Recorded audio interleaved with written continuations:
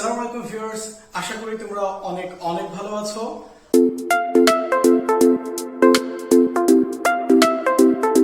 আজকে বরাবরের মতো আবারও হাজির হয়েছি বেসিক কনসেপ্টের একটা খুবই গুরুত্বপূর্ণ ক্লাস নিয়ে তোমাদের সামনে।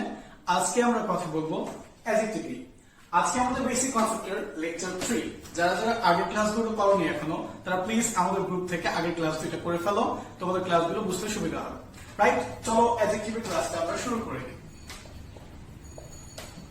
দেখো, আমি একটা সেন্টেন্স লিখছি বোর্ডে, হি ইজ আ বয়। তোমাদেরকে বলতে হবে এই সেন্টেন্সে এক্স্যাক্টলি কয়টা অ্যাডজেক্টিভ রয়েছে।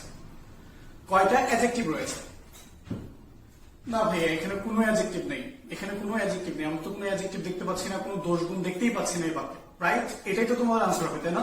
তাহলে একটু আমার বাক্যটা বিশ্লেষণ করে দেখো তো, হিটা কোন পার্টস অফ স্পিচ বলো তো? Pronoun, right? ওকে। ইজটা কোন পার্টস অফ স্পিচ? সবাই বলবেন ভার্ব। বয়টা কোন পার্টস অফ স্পিচ? নাউন, যে কেউ বলে ফেলবে। এটা কোন পার্টস অফ স্পিচ ভাইয়া? ভাইয়া এ তো article, right? Parts of speech কয় প্রকার বলো তো? 8 প্রকার। Noun, pronoun, adjective, adverb, verb, preposition, interjection, conjunction. Article কোথায়? আর্টিকেল আছে? নাই। সত্যি বলতে এই যে এটা দেখতেছো, এ হচ্ছে অ্যাডজেক্টিভ। একটু উদ্ভট লাগছে? লাগে না, স্বাভাবিক। আমরা ছোটবেলা থেকে কি করেছি, অ্যাডজেক্টিভের সংজ্ঞাটা এইভাবে মুখস্থ করেছি যে নাউন বা প্রোনাউনের দোষ, গুণ, অবস্থা, সংখ্যা, পরিমাণ ইত্যাদি বোঝালে তাকে আমরা অ্যাডজেক্টিভ বলবো। এতগুলো আমরা মুখস্থ করার পর অ্যাডজেক্টিভের সংজ্ঞাতে আমরা জাস্ট দুইটা জিনিস মনে রাখি, সেটা হচ্ছে দোষ আর গুণ। এজন্য একটা সময় পর্যন্ত আমরা হয়তো এটা মনে করি যে দুনিয়াতে মাত্র দুইটা অ্যাডজেক্টিভ রয়েছে, একটা হচ্ছে গুড আর একটা হচ্ছে bad. He is a good boy, he is a bad boy. আসলে এইভাবে না। আমরা চলো অ্যাডজেক্টিভের সংজ্ঞাটা একটু নতুন ভাবে শিখি। আমরা এইভাবে শিখবো, দুনিয়াতে যে ওয়ার্ড নাউন সম্পর্কে এক্সট্রা ইনফরমেশন দিবে।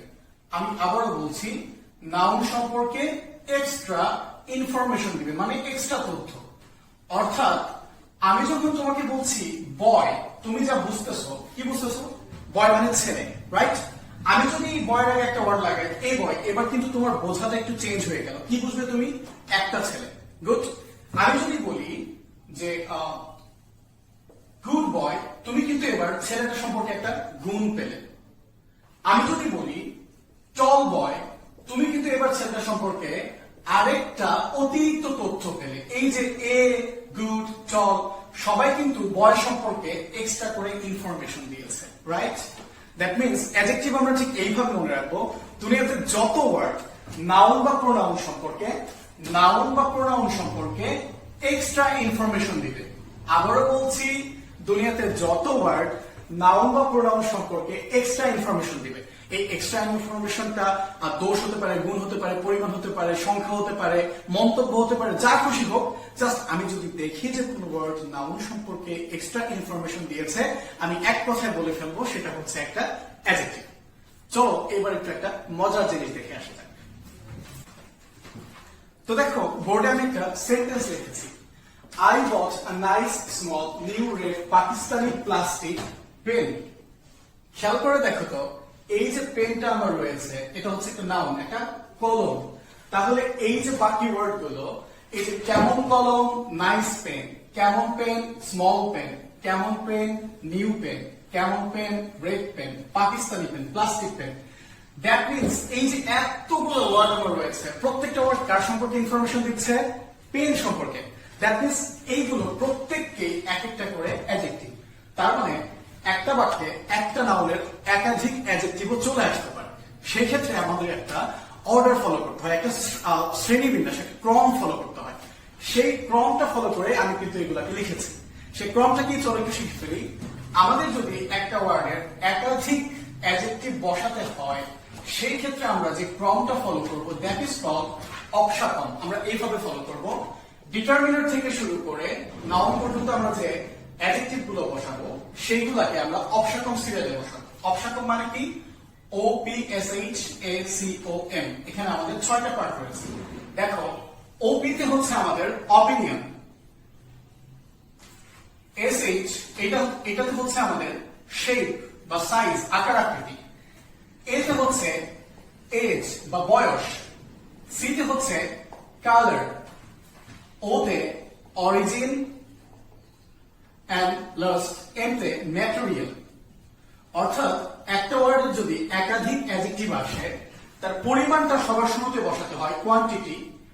এই যে এতে তুমি বুঝতেছো একটা কলম, এরকম যদি ম্যানি, অল, সেভারাল, ফিউ হয় সেটা শুরুতে রেখে পরের যে অ্যাডজেক্টিভ গুলো আমাকে বসাতে হয় সেগুলোর ক্ষেত্রে এই অবসাকন সিরিয়ালটা একটু খেয়াল করে দেখো। সবার শুরুতে আমাকে অপিনিয়ন ইউজ করতে হচ্ছে, ওপিতে অপিনিয়ন। অপিনিয়ন মানে হচ্ছে একটা জিনিস দেখার পরে তোমার যে প্রথম মন্তব্যটা থাকে, নাইস, মার্ভেলাস, ওয়ান্ডারফুল, বিউটিফুল, এই টাইপের মন্তব্যগুলো সবার শুরুতে বসাতে হয়। দেন সেই আকার আকৃতি, যেমন স্মল, টল, স্কয়ার, এই টাইপের আকার আকৃতি গুলো বসাতে হয়। এরপরে যেটা ইউজ করতে হয় সেটা হচ্ছে এইজ, মানে বয়স। যেমন দেখুন নিউ, নতুন, তার মানে আমি বুঝতে পারতেছি এটা জন্ম 2-1 দিন আগে হয়েছে, এরকম বয়স আমাদেরকে এটা পরে ইউজ করতে হয়। দেন কালার, দেন অরিজিন। অরিজিন মানে হচ্ছে উৎপত্তি স্থল, কোন জায়গা থেকে জিনিসটা এসেছে, উৎপাদন কই হয়েছে।